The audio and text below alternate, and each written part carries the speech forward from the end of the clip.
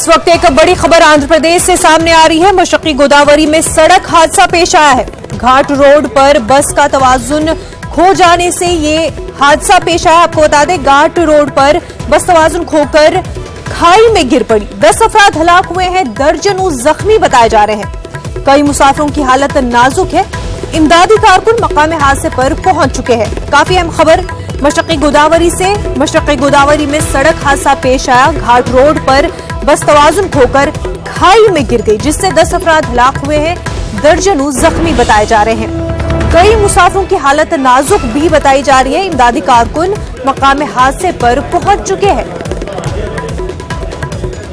हमारे नुमाइंदे इसहाक इस वक्त हमारे साथ जुड़ चुके हैं। इसहाक, आपसे इस पूरे मामले को लेकर अपडेट्स चाहेंगे। हाँ मनोजा, आज वो जो भद्राचल से राजमंड्री जाने वाली बस दूर मारेडमली जो फॉरेस्ट एरिया है पूरा, वहाँ पे पामुलेरू बोल के गाँव है, जहाँ पे ये बस चढ़ते वक्त जहाँ से पूरी खड्डी में खाई में गिर गई। ऊपर से पूरा बस जो जब जा रही थी वो कंट्रोल से बाहर हो गई और जाके वो खड्डी में खाई में गिर गई, वो बोल रहे हैं। और जहाँ ये पूरी टेलीकम्युनिकेशन और कोई भी ना, पूरा ये फॉरेस्ट एरिया है जो डीप फॉरेस्ट है, तो यहाँ पे जो कम्युनिकेशन व्यवस्था पूरी नहीं है। जो पास के एक गांव वाले ने पुलिस को इतला दी, जो मारेडमली पुलिस है वो अभी वहाँ पे पहुंची नहीं है। इसमें जो 8 आदमी अभी तक मर गए बोल रहे हैं और 13 जो जख्मी बता रहे जाए, जिन्हें वहाँ पे थोड़े जो लोग हैं वहाँ पे जो RMP डॉक्टर थे वहाँ पहुँच के वो उनकी इलाज करने बोल रहे हैं। वहाँ से ये गांव को इधर भद्राचलम या राजमंड्री को आना बोले तो 1.5 से 1 घंटा से ज्यादा पकड़ेगा। तो इसलिए पुलिस भी वहाँ पे और एम्बुलेंस सर्विस को वहाँ पे भेज रही है। फिलहाल ये तो देखना है कि ये डीप फॉरेस्ट का जो एरिया है, ये पूरा इस एरिया में बस का जो एक्सीडेंट हो गया, इससे टूरिस्ट जो है वो घबरा गया। और जो टूरिस्ट की फैमिली है, इसमें बताया जा रहा है कि रंपचोड़ावरम के जो लोग हैं वो भी है और जो भद्राचलम के लोग हैं वो भी है बोल रहे हैं। इन लोगों को पूरी जानकारी के लिए जो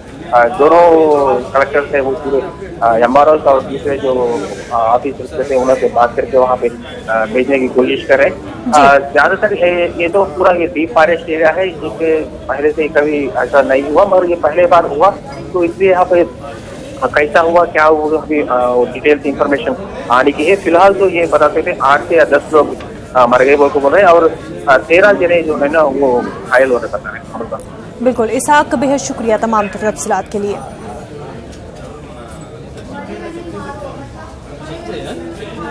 तेलंगाना में भी सड़क हादसा पेश आया है। RTC बस हादसे का शिकार हो गई है। आपको बता दें, तेलंगाना के जिला संगारेड्डी के सिद्धानगर में RTC बस और टाटा बस गाड़ी का टक्कर हो गया है। इस हादसे में 3 अफराद हलाक बताए जा रहे हैं। हैदराबाद 2 बस डिपो की RTC बस ने टाटा S गाड़ी को टक्कर दे दी, जिसके नतीजे में 2 अफराद मौके पर ही हलाक हो गए।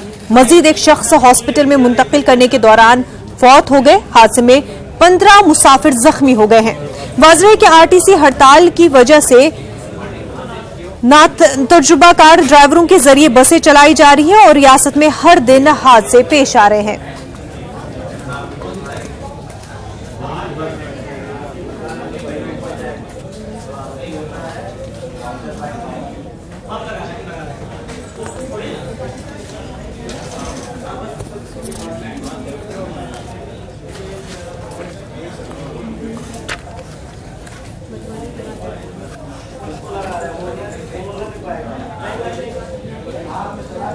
आगे बढ़ते हैं। वादी कश्मीर में मजमूई तौर पर सूरत हाल पुरअमन है। जिंदगी जो है पटरी पर लौट रही है। पोस्टपेड मोबाइल खिदमात सर्विसेज बहाल कर दिए गए हैं। आज दूसरा दिन है, लेकिन इंटरनेट अभी भी बंद है। साथ ही साथ SMS सर्विसेज भी ब्लॉक है।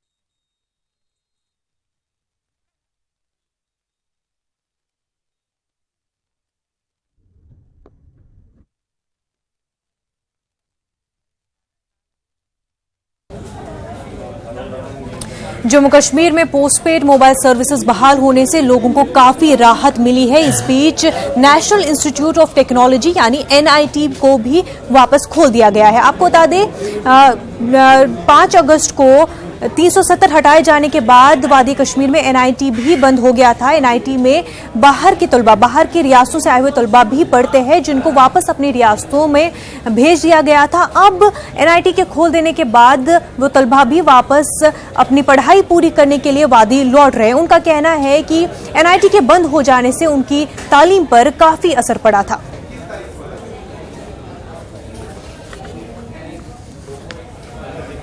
एनआईटी कॉलेज बंद था, जो भी 370 की वजह से जो हटाया था उसकी वजह से बंद था। बहुत दिन से पढ़ाई नहीं हो पा रही थी, तो बच्चे भी बहुत ज़्यादा टेंशन में थे कब कॉलेज खुलेगा। मतलब सिविल सोसाइटी से जुड़ी हुई कुछ खवातीन पुरअमन एहतजाज कर रही थी और पुलिस ने उन खवातीन को गिरफ्तार किया है। आपको बता दें, एहतजाजी खवातीन नेशनल कॉन्फ्रेंस के सदर डॉक्टर फारूक अब्दुल्ला की बहन और बेटी भी उनमें शामिल है। वो दफा 370 और 35A को हटाने के खिलाफ एहतजाज कर रही थी। हिरासत में लेने से कबल मीडिया से बात करते हुए इन खवातीन ने कहा, कश्मीरियों के शहरी हुकूक और बुनियादी हुकूक को बहाल किया जाना चाहिए। एहतजाजियों ने सियासी कैदियों के साथ साथ तमाम गिरफ्तार अफराद की जल्द रिहाई की मांग की। हाथों में प्ले कार्ड्स लिए ये खवातीन कश्मीर के शहरी और दिही इलाकों से फौज में कमी करने की मांग कर रही हैं। Just to sit silently and having placards with us. Just the moment we entered, उसके बाद पुलिस वाले आपने इजाजत कहें, आप यहाँ नहीं बैठ सकते, आपने किसी साथ इजाजत ली, all sorts of questions। उसके बाद हमारी कुछ बहनें बाहर खड़ी हुई, हमने उनसे कहा अब हमको इन्हीं के साथ जाना। दरवाजा चारों तरफ से बंद है। This is democracy. हम बस बैठना चाहते थे, पीसफुल प्रोटेस्ट करना चाहते थे कि हमारी आवाज भी सुनी जाए। हमारे बच्चे कहाँ हैं, हमारे जवान कहाँ हैं, बस यही बात है। आप पीसफुली भी नहीं बैठने देते। वादी कश्मीर में अमन के दुश्मन हुकूमत के इक़दामात से बौखलाहट के शिकार हो गए हैं। आपको बता दें, शोपियां में कल मिलिटेंटों ने एक ड्राइवर को हलाक कर दिया। ड्राइवर का ताल्लुक राजस्थान से है। ड्राइवर का नाम शरीफ खान है। पुलिस इस पूरे मामले की तहकीकात कर रही है।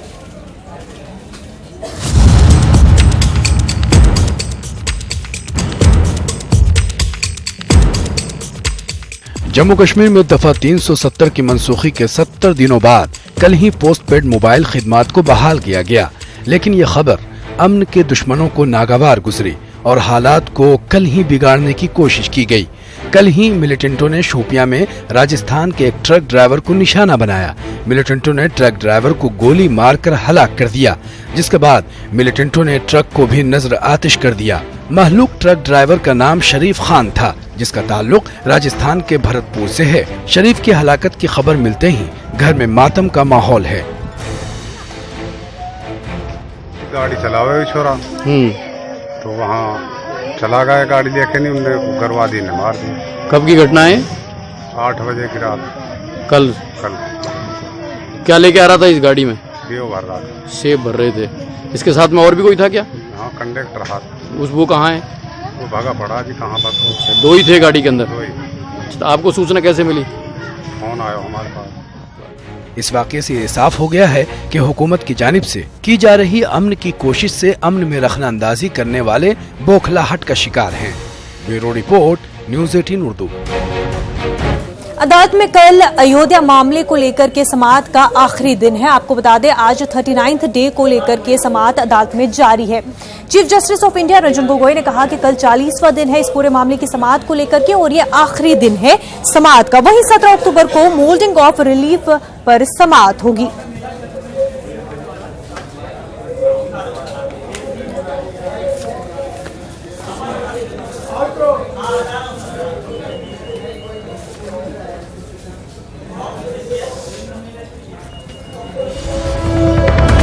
इस वक्त की बड़ी खबर, आरएसएस के खिलाफ सिखों की तंजीम का बयान। आरएसएस पर पाबंदी आयद की जानी चाहिए।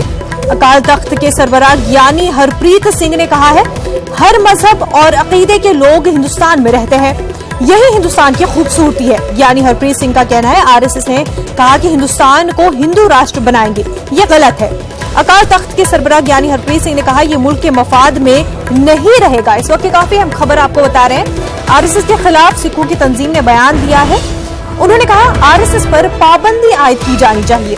अकाल तख्त के सरबराह ज्ञानी हरप्रीत सिंह ने कहा, हर मजहब और हर अकीदत के लोग हिंदुस्तान में रहते हैं, यही हिंदुस्तान की खूबसूरती है। लेकिन आरएसएस ने कहा कि हिंदुस्तान को हिंदू राष्ट्र बनाएंगे। ये गलत है, ये मुल्क के मफाद में नहीं होगा।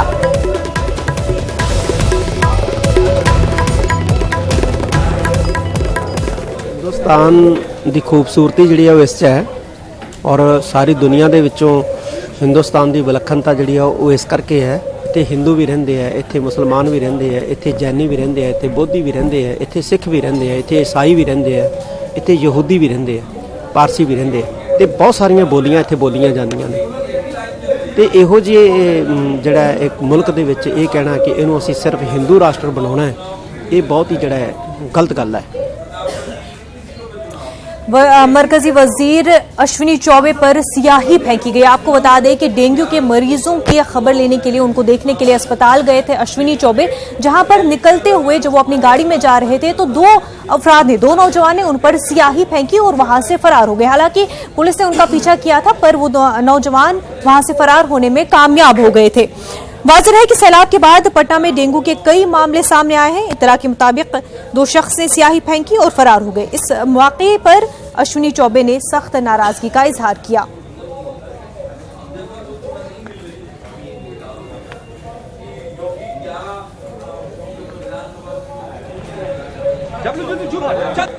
सारे पर ये काम कर रहा है सर। एक मिनट हमारा बात सुन लिया जाए।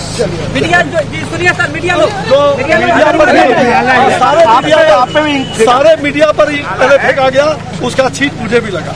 छींट दिया गया मंत्री जी आपके ऊपर, छींट दिया गया, विरोध किया गया। अरे भाई, ये वही लोग हैं जो गंदा काम करते हैं।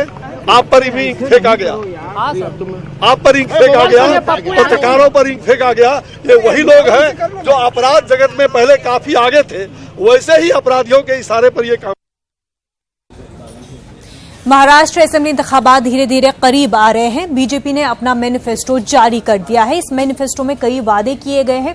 किसानों से कर्ज माफी, साथ ही साथ सूखे से निपटने और इंफ्रास्ट्रक्चर को लेकर के भी कई सारे वादे इस मैनिफेस्टो में किए गए हैं। आपको बता दें कि इससे पहले बीजेपी की हलीफ जमात शिवसेना ने अपना मंशूर जारी कर दिया है।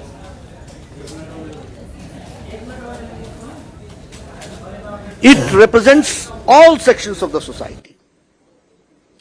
सबका साथ, सबका विकास, सबका विश्वास, यह इसके स्पिरिट में है। लेकिन इसके साथ साथ focus last man standing on the pedestal of the society, ये अंतिम व्यक्ति को फोकस करके ये मैनिफेस्टो बना है। और हमारा कमिटमेंट गांव, गरीब, किसान, मजदूर, शोषित, दलित, पीड़ित को मुख्य धारा में लाने का काम है। इसलिए ये मैनिफेस्टो को अगर हम देखेंगे, इस संकल्प पत्र को देखेंगे, तो इसकी कमिटमेंट इस प्रकार से बनती है: सबका साथ, सबका विकास, सबका विश्वास, अंत्योदय के प्रिंसिपल को लेकर के अंतिम व्यक्ति को हम फोकस करते हुए, सेंट्रल पॉइंट बनाते हुए हमारा ये संकल्प पत्र है। इसमें it's multi dimensional, it represents connectivity, development, it represents tourism, it represents agricultural sector, मजदूरों का sector, youth, quality education, health, Bharat net और महानेट, महाराष्ट्र नेट के माध्यम से संपूर्ण महाराष्ट्र को इंटरनेट से जोड़ेंगे। स्वास्थ्य के सभी के लिए और सबके लिए स्वास्थ्य, health for all and for everyone, प्रधानमंत्री आयुष्मान भारत की योजना और महात्मा फुले जन आरोग्य योजना के विस्तार करके पैसे के अभाव में कोई भी चिकित्सीय उपचार से वंचित न रहे, यह सुनिश्चित करेंगे। एमआईएम सदर असदुद्दीन ओवैसी काफी अच्छे हैं, पर उनके साथ कुछ साथी ऐसे हैं जो कि गलत है, ऐसा कहना है वंचित अघाड़ी के सदर प्रकाश अंबेडकर का। उन्होंने साथ में ये भी कहा कि वजीर आजम मोदी और राहुल गांधी पर भी उन्होंने काफी तंज कसा है। क्या कुछ कहा प्रकाश अंबेडकर ने, देखिए इस रिपोर्ट में। औरंगाबाद के तारीखी आम खास मैदान में वंचित बहुजन अघाड़ी का तशहीरी जलसा हुआ। इस जलसे में हजारों की तादाद में अम्बेडकरी समाज ने शिरकत की और सियासी बेदारी का सबूत दिया। जलसे से खिताब करते हुए वंचित अघाड़ी के सदर प्रकाश अम्बेडकर ने दफा 370, राफेल डील समेत मुतअद्दिद मुद्दों पर रियासती और मरकजी हुकूमत की पॉलिसियों पर नुक्ताचीनी की। साथ ही सियासी पार्टियों की जानिब से मुसलमानों के इस्तेहसाल का एतराफ करते हुए बाला साहब अम्बेडकर ने कहा कि मौजूदा हुकूमत में मुसलमान निशाने पर हैं। ऐसे में सेकुलर पार्टियों की हिमायत ही निजात का जरिया बन सकती है। जो मुसलमान अब तक शिकायत करता कि मुझे इस्तेमाल किया गया, मुझे इज्जत नहीं मिली, इस देश के हिस्से में मुझे भागीदारी नहीं मिली, आज यही मुसलमान ट्रायल पर है। यही मुसलमान ट्रायल पर है। क्या वो सेक्युलर फोर्स, सेक्युलर ताकतों के साथ चलेगा? सेक्युलर ताकतों के साथ चलने के लिए वो तैयार है? ये नई दोस्ती कायम करने के लिए तैयार है? नई दोस्ती तक कायम करने के लिए तैयार है या अपने आदमी को स्वीकारने के लिए तैयार है? ये उसकी चुनौती है, ऐसा मैं मानता हूं। प्रकाश अम्बेडकर ने MIM से इत्तेहाद टूटने की वजूहात तो बयान नहीं की, लेकिन इतना जरूर कहा कि असदुद्दीन ओवैसी गलत लोगों को बढ़ावा दे रहे हैं। ताहम इसके साथ ही वंचित सरबराह ने MIM के उम्मीदवार डॉक्टर गफ्फार कादरी की हिमायत का ऐलान भी कर डाला। अपनी 40 मिनट की तकरीर में वंचित सरबराह ने रियासत में पानी के मसले का हल बताया, रियासती और मरकजी हुकूमत को बेलगाम घोड़े से ताबीर किया, इनकी पॉलिसियों को कॉपी पेस्ट करार दिया। इसके अलावा राहुल गांधी की कायदाना सलाहियत पर नुक्ताचीनी की और राफेल डील के मामले को कैसे उछाला जाए इसका मशवरा भी दे डाला। असदुद्दीन ओवैसी एक अच्छे आदमी है, लेकिन उनके साथी बहुत गलत है। उनका एक ही साथी है जो मानता हूं कि उनके साथ में विचारों के साथ और उसूलों के साथ, जिसका नाम है डॉक्टर गफ्फार कादरी। इस मौके पर जमाते उलमा ने वंचित बहुजन अघाड़ी के लिए खुद को वक्फ करने का आज़्म जाहिर किया। वाज़ेह है कि वंचित बहुजन अघाड़ी ने रियासत की तमाम 288 सीटों पर उम्मीदवार खड़े किए हैं। न्यूज़ 18 उर्दू के लिए औरंगाबाद से अजहरुद्दीन की रिपोर्ट। बिहार मदरसा एजुकेशन बोर्ड की पटना में पहली मीटिंग हुई और इस मीटिंग में मीडिया को कवरेज करने से मना कर दिया गया। कहा जाता है कि चेयरमैन के इशारे पर मीडिया को कवरेज से रोक दिया गया। चेयरमैन के काफी सारे फैसलों को बोर्ड के मेंबरान ने मुखालफत की है। देखिए इस रिपोर्ट में, महफूज आलम की इस रिपोर्ट में क्या कुछ हुआ इस मीटिंग में, और हमें दीजिए इजाजत। आदाब।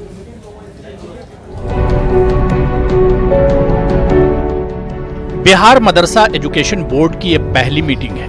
चेयरमैन बनते ही अब्दुल कय्यूम अंसारी ने बोर्ड के मेंबरान की मंजूरी के बगैर मदरसों के ताल्लुक से कई ऐसे फैसले किए जिस पर पूरी रियासत में हंगामा हो गया।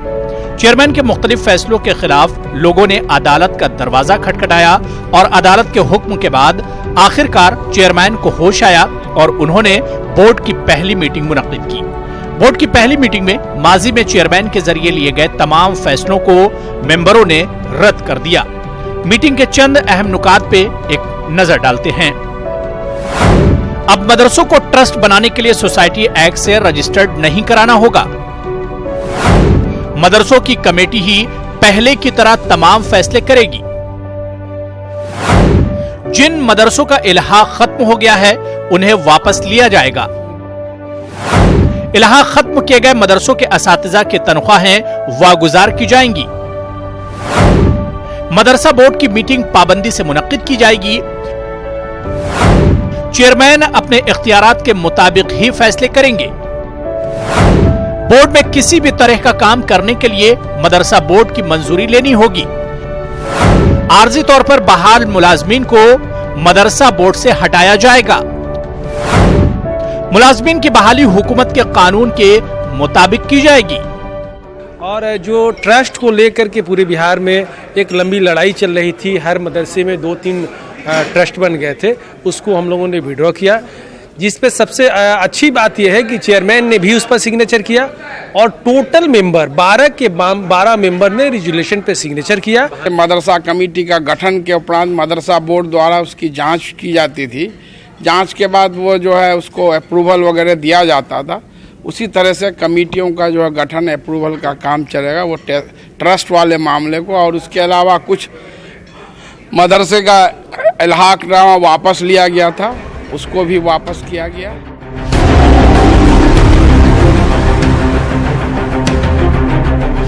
मदरसों के असातिज़ा तलबा को पेट भरने के लिए भले ही जद्दोजहद करनी पड़ती हो, लेकिन पटना में मदरसा बोर्ड की मीटिंग 5 सितारा होटल में मुनक्किद की गई। एक प्लेट खाने पर कई सौ रुपये खर्च किए गए और मजा ले लेकर खाना खाया गया।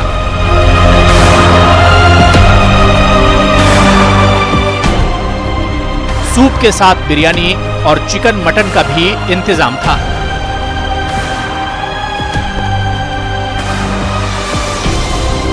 जब इस सवाल को मदरसा बोर्ड के मेंबर और सुन्नी वक्फ बोर्ड के चेयरमैन से न्यूज 18 ने पूछा तो उन्होंने ये जवाब दिया। इसका मैंने जो है सो एहतजाज किया है, विरोध किया है कि ये मदरसा बोर्ड वो ज़कात, इमदाद, अतिया से चलता है। इस पैसे को इस तरह से मिसयूज़ ना किया जाए कि किसी 5 स्टार होटल में हमने आज पुरजोर इसकी मुखालफत की है। ऐसा आइंदे से इंशाअल्लाह नहीं होना चाहिए। चेयरमैन इस मीटिंग से थोड़े मायूस नजर आए। मीडिया का सामना नहीं करना चाहते थे, लेकिन हिम्मत करके जब मीडिया के सवाल का जवाब देने आए तो पहले ही सवाल पर बिदक गए। जब उनसे पूछा गया कि कैसे अपने रिश्तेदारों को बहाल कर लिया तो कैमरा छोड़कर भागने लगे। बहाली का इशू जो था कि बहाल आपने किया था मदरसा बोर्ड में, तो इन्होंने कहा वो बहाली का मसला है, ये नहीं उधर आउटसोर्सिंग से बहाली मैंने क्या किया। तो बहाली रहेगा या बहाली है, ये बहाली तो है, वो तो आउटसोर्सिंग है, बहाली कहाँ है? तो मतलब आउटसोर्स करेंगे? हाँ एकदम। लेकिन उसमें जो है ये सवाल सुनिए, आप क्या कह रहे हैं? क्या सर? हमारा सवाल ये है कि 2014 में बिहार गवर्नमेंट का जो रूल था कि आदमी अपने रिश्तेदार को जो है नहीं बहाल कर सकता है, वजीर ममलिकत। कोई रिश्तेदार बहाली नहीं है, आप लोगों की गलतफहमी है। मदरसा बोर्ड के मेंबरों ने काफी पुरजोश अंदाज में मीटिंग की और अपनी हर बात को मनवा लिया। यहाँ तक कि चेयरमैन के एक एक फैसले पर चेयरमैन को खरी खोटी सुनाई। लेकिन अब बड़ा सवाल यह है कि खस्ताहाल मदरसे की तालीम को दुरुस्त करने के लिए मदरसा बोर्ड की ये टीम कितनी संजीदा होगी, ये देखना दिलचस्प होगा। न्यूज़ 18 उर्दू के लिए पटना से महफूज आलम की रिपोर्ट।